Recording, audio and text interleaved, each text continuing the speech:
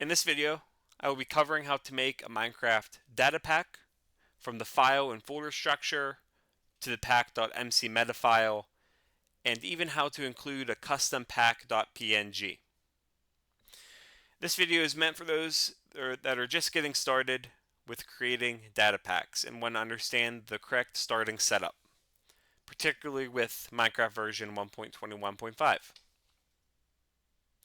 Before we get started with the code though, I would appreciate it if you would like this video if it was informative, subscribe to the channel to not miss future Minecraft development tutorials, turn on the bell, and in addition, I would appreciate a comment with any feedback or questions you may have. As well, I would like to thank BisectHosting for supporting my channel in modpack development. I will be giving more information about their services later in the video. But for now, let's get started with part one of this video, which is the basic folder structure. So as you can see here, I have my Visual Studio Code integrated development environment open.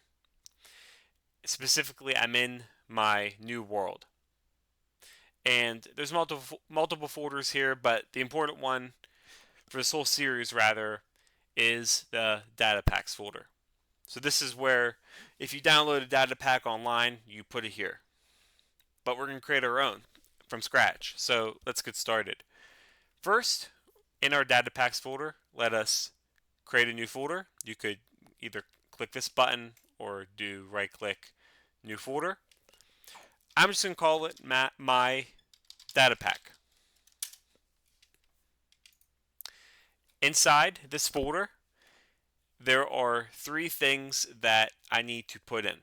So first is the pack.mcmeta. I also need to, it's not required, but I would recommend it, putting in a pack.png, which I'm going to drag in here right now. And also another folder called data. So again, this game, the only file the game requires is pack.mcmeta, but the data folder must exist to hold any game content. In addition, inside the data folder, you have to put a namespace. So I'm just going to put my username. You can really put anything you want, but I would recommend this. But the exception is use Minecraft as a namespace if you are overriding vanilla content. We're not going to look at experimental stuff in this video, and rather in the next couple videos. That's going to be much later.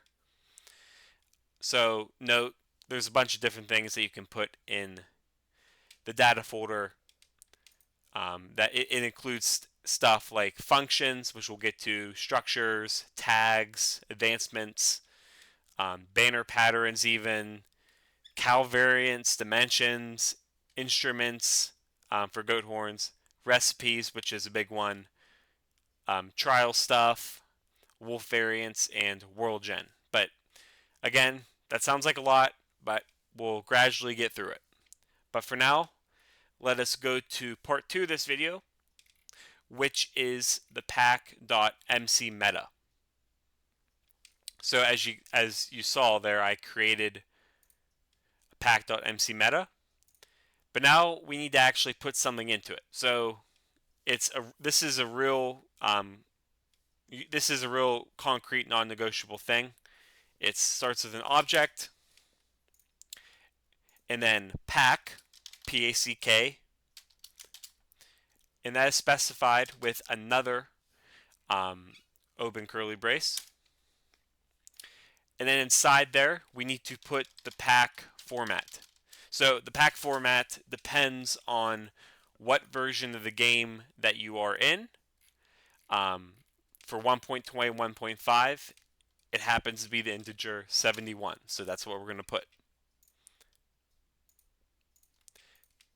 Next, we need to put a description. So it's description, and let's call it my first data pack. And that is all we need. Again, with referring to my JSON video previously, you must use double quotes and you must have your commas right. You need a comment. You need a comma between pack format and description, and you cannot put one after description or pack. That's non-negotiable. Before we continue on, I would like to give a shout out to my Minecraft server hosting partner, BisectHosting. They also offer server hosting for over 80 games in addition, but in regards to Minecraft, you can pre-install thousands of Minecraft mod packs automatically. Customer support is fantastic. They are 24/7, 365. They can help troubleshoot your server and mods. In addition, you have full file access, and you can host your server from across 20 secure locations around the world. Again, I cannot recommend the service enough. Service is great, customer support is great, the community is great. Everything about the service is fantastic. I highly recommend it. I would appreciate if you would check my affiliate link in the description below, and that will bring you to the website that I got this screenshot from. There's plenty of great information on there that can help inform a possible purchase, and more specifically, a purchase that is reasonable for you. Again, thank the BisectHosting for supporting my channel, and I'm happy to support them in return. Now, continuing on, the pack.png. So I added it, so I might as well give a brief explanation of it. If you want a custom icon for your data pack, and I recommend it, create a square image, which is 256 by 256 pixels. Save it specifically as pack.png, just like that, as it's named there, and it's placed right next to pack.mcmeta. This image will appear in the data pack selection screen when enabling your pack.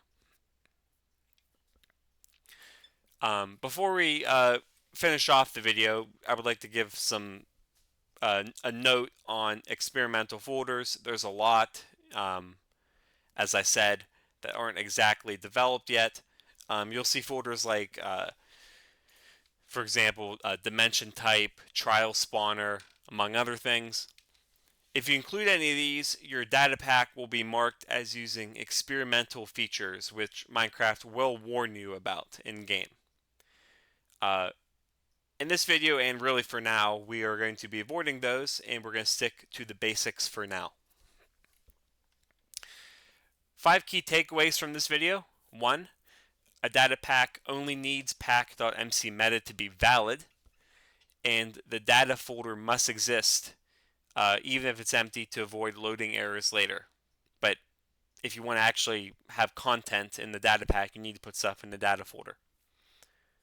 Pack.png is optional, but it is a nice touch, and I recommend that. Avoid experimental folders unless you plan to support experimental features. Again, if you don't know much about that, don't worry about it for now.